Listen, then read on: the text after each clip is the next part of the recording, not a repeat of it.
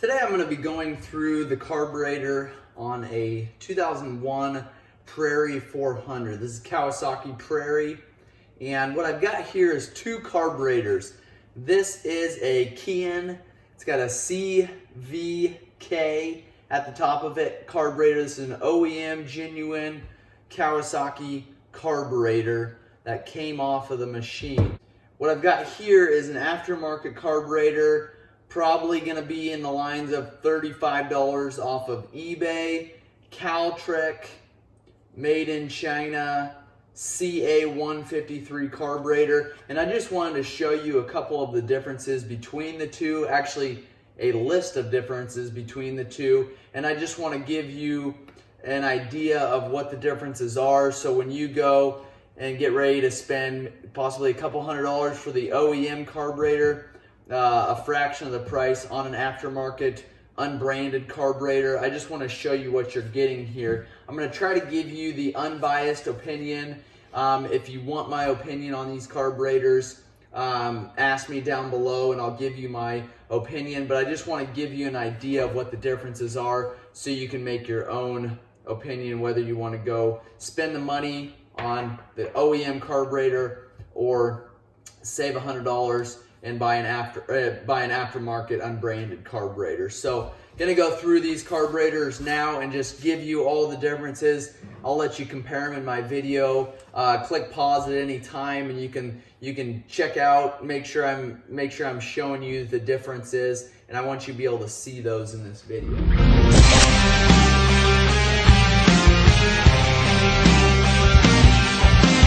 Pull this out of the box. Caltric sends this, let's see, from their warehouse in Arleta, California, and this is the way that it comes. It's got bubble wrap around it here.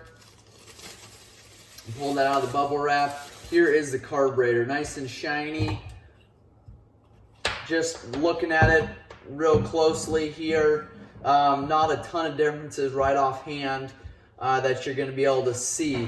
Obviously, it's not going to have the Kian number or the Kian letters scratched in it here or engraved up here. This doesn't look like it's got any letters anywhere on it. No model number or anything here. On the box, I think I said this earlier, it's got a CA153. It's got a SKU number here, a barcode that I don't think represents any sort of model number except for that CA153. Setting them here and looking at the two of them, some differences that I see. One of them is this port here. We've actually got a brass fitting that sticks up. This will be the airbox side. This has a port here, but it does not have the brass fitting sticking up. So there's a difference there. The other difference I see here, all of these, there's brass fittings in here, which is good. There's brass fittings in the OEM carburetor over here, but these seem a lot closer. These are a lot closer to the surface. So these ports and these fittings sit back into the carburetor farther. These ports here sit really close up. And on all three of those, that's the case. I don't know if you saw that there. This is the fitting that I was talking about, it missing. So that's the first differences I see there. Plungers down here look the same. Idle screws look to be close to the same length. This one's a little bit longer, which probably isn't going to cause any problems. Obviously, because this one here was long enough, it did the trick. So not a lot of differences there. Flipping these over now. I'll flip these over on the side here. Again, the CVK written up here. You can see Kian behind the throttle housing here. So that's the difference there. Phillips screw to remove this one. It's going to be the same over here, which we've done that when we removed it off the machine. Pull that cover. Those covers look the same. They feel the same. This one might even actually be a little bit heavier. Those covers are off. Inside here This has got a silver color to it, which isn't a big difference there. This is kind of a gold color. Both of those feel about the same. On the back side here, the difference that I see is these screws stick out. So when you've got full throttle just like that, your air is a little more restricted here with this one because of that screw and that plate stick out farther than the screw and the plate on this one. Wide open throttle here, it's going to be a lot more of a smooth, air is just going to flow through there without being constricted by these screws here. Which I don't know if you're talking, you know, performance-wise, if this was a sport quad, you're drag racing it, something like that, that would make a difference. This one here probably isn't going to make a huge difference. I'm going to flip these up here. I'm going to pull both of these bowls off so we can see what's underneath there. I'm going to start with the OEM one. Phillips screwdriver here, 4 Phillips screws. 4 Phillips screws are loosened. I'm going to lift this bowl off here and set this aside. This is the OEM one. I'm going to move these screws. OEM is going to be on the my right hand side here. I'm going to set that down. I'm going to pull the 4 screws off of the unbranded carburetor. Have these screws pulled off here. Flip this bowl over. Push these screws aside. Here's the bowls here. Setting the carburetors aside now. We got both the bowls here.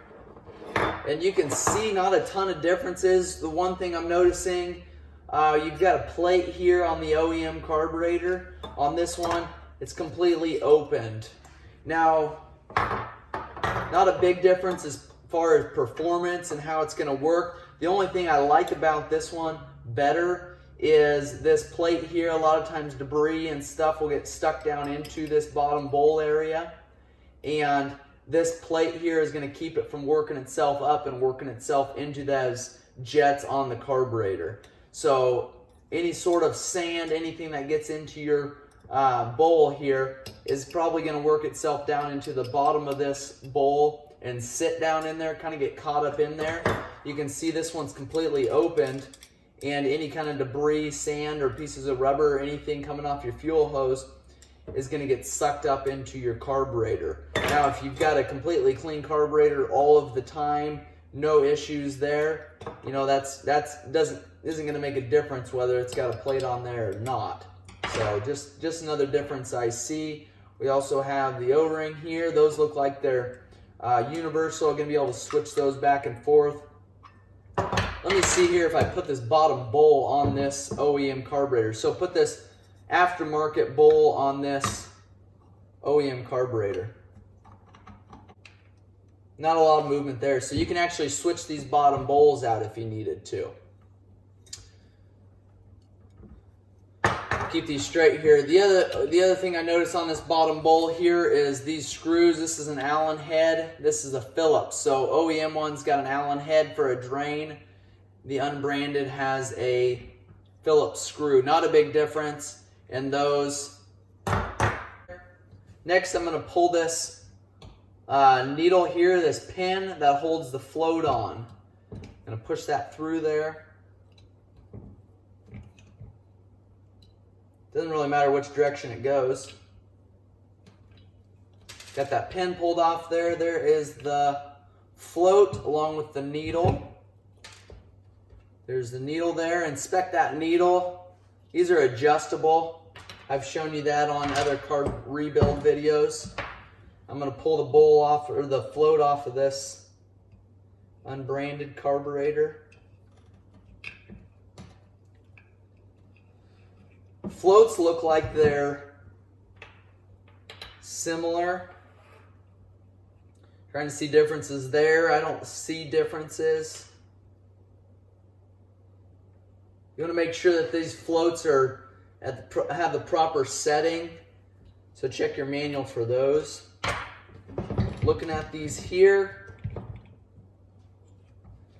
Okay, there's a brass fitting. Here's your coolant vent line, or excuse me, coolant, kind of a T line, and you can just pull those out. There it is there. Plastic with a brass fitting up top there. On the unbranded one, same thing, pulled up there. There's the difference there. I'm not seeing any differences on there. Okay, a difference I'm seeing here is the unbranded carburetor. This brass fitting sticks out a little bit. This one is pushed up in there a little bit. And I don't know 100% why that would be or what that difference that would make. I don't think probably anything, but there's a difference there in those carburetors. This OEM one, it looks like the idle screw has got threads starting almost right away here. These threads are starting about 3/8 of an inch down into here. Now I pulled these out, I'll do it again, but I didn't see any difference on the air fuel screw here between the two. They both have washers, springs, and O-rings. And as far as the length goes, they are the same. Actually, these screws look identical. So there's the screw of the OEM. There's the screw of the aftermarket. Like I said, same size, same difference there. And I'm just going to dump these parts out now at this point so I don't spill them all over. Move that aside. Move that aside. Okay. Jets. Now this is one of the biggest difference that I saw here. OEM jets here are marked. It's going to either be on the side of the jet here or on top. This unbranded carburetor, the jets aren't marked. So you'll have to measure those if you want to change out jets, or if you need to change for any reason. You'll have to just order the ones that you need or measure the ones that you have to make sure that they're correct. Main jet here on this one is going to be the largest ported jet of the three. You've got your secondary main right here. And then we've got your pilot jet clear down in here. Another difference that I saw on your aftermarket unbranded carburetor is the secondary main jet was enormous on this one. Way bigger than it needed to be. So right off the bat, you're going to have to change out those jets. And what I would do if you're ordering one of these unbranded carburetors, just order all new jets. The jets are interchangeable, and you want to make sure that you have the correct jet in there, and you can't do that if you don't know the size of it. So the other thing, your other main jet, so your secondary main, which is here, your main jet, which is here, both of these jets are huge compared to what the stock one should be. So you're going to have way more way more fuel dumped into your engine right out of the box with this aftermarket carburetor. So keep that in mind. That's something you may want to switch out right away. It's something you will want to switch out, or you're going to have some serious engine problems with your aftermarket carburetor here. Okay, I'm going to pull the main jet. Came out with my main jet holder on this aftermarket one. So I'm going to take my 8mm wrench and unscrew that. There's our main jet holder there for the OEM one. Another differences I'm seeing here, and this is a big one. This would probably be just as big of a difference and make just as big of a difference when it comes to running, is our needle. Our needle is probably a 1/16 of an inch down right here. This, you've got probably close to 3/8 of an inch is our needle down. That with the enormous main jet on this one is going to cause some serious issues right off the bat. So this is set to where it needs to be from the factory, and you can swap these needles out, and I'll show you how to do that a little bit later on in this video. But what happens here is you've got your main jet. Make sure I grab the right one there. You have your main jet here with your main jet holder. you've got your needle and your slide here. So when you give it gas, I'm going to try to hold this up. When you give it gas, this needle comes up. So it pulls up out of that main jet holder. So right now, you've got full fuel, full air flowing through this carburetor. Okay, if this needle is down half throttle, so say it's here, on this unbranded carburetor, because your needle sits so much farther up, with half throttle on this unbranded carburetor, you're actually allowing full fuel and large amounts of fuel because that main jet is not restricted as much as it needs to be. Think of if you give it max throttle, you're going to be dumping way too much fuel into that cylinder, and that fuel is going to come sooner because of that needle being setting differently in this tube here. So if that makes sense, if it doesn't, definitely ask questions in the comments below. But with that needle and that main jet being the wrong size or the wrong setting, you're gonna have a completely different running four-wheeler. So something to think about there. And I'll show you that a little bit more when I get up into the top end of this carburetor. But that's gonna be, I would say, probably your biggest difference so far is where that needle sits.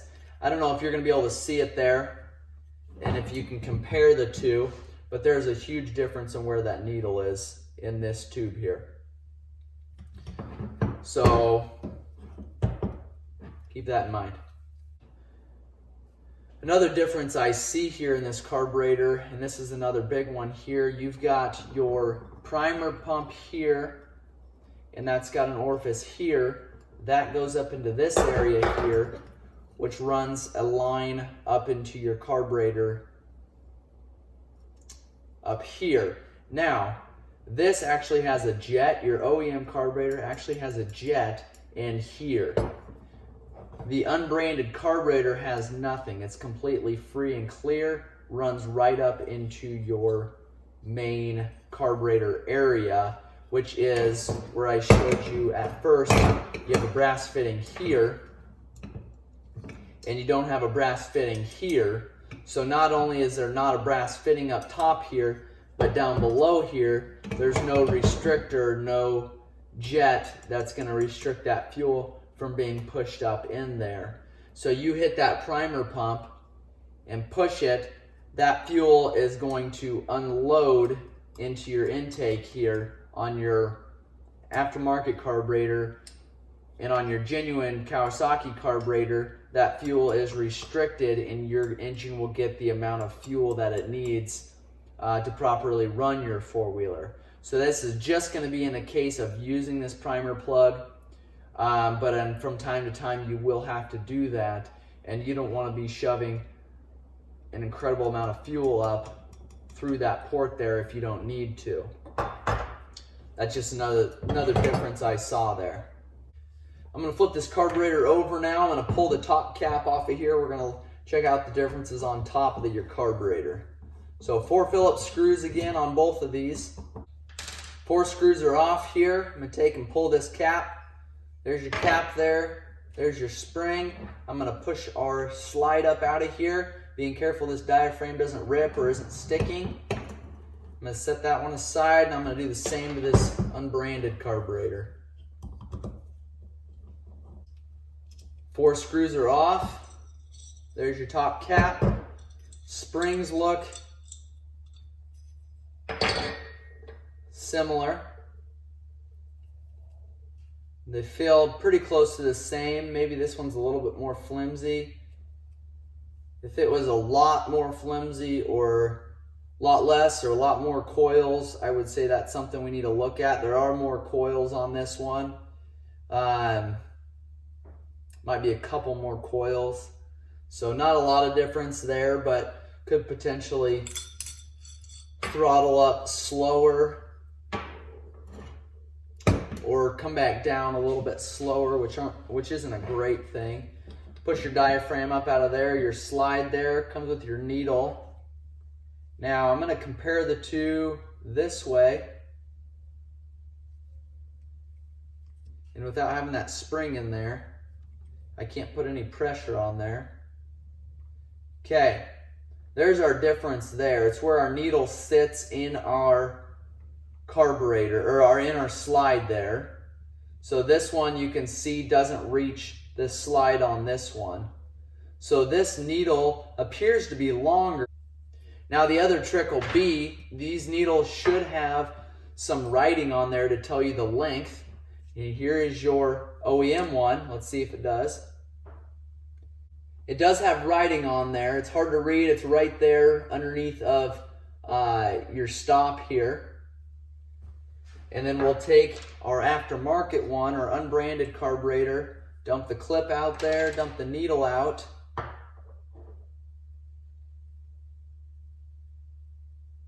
And no writing on it. So, okay, I'm seeing the difference here. There is a difference in length on these needles, but this has got a thicker post, which actually shouldn't matter because they'll both sit down here. This needle is just slightly longer. Now, I'm not 100% sure that that'll make up the, I don't know, an 1/8 of an inch gap in between where they both sat in the actual carburetor. I still think that this piece here where the needle sits into on this slide is going to be thicker, and we're going to have to grab some measuring tools to measure that, because that'll be important. Because if those are completely different sizes here, right here, then it doesn't really matter. It doesn't really matter. We can't use then our stock needle to just put in here. It may not be as long as we need it anyway. But I'm just going to hold these two up just to see if I can tell a difference. I'm not going to be able to see a size difference between the two.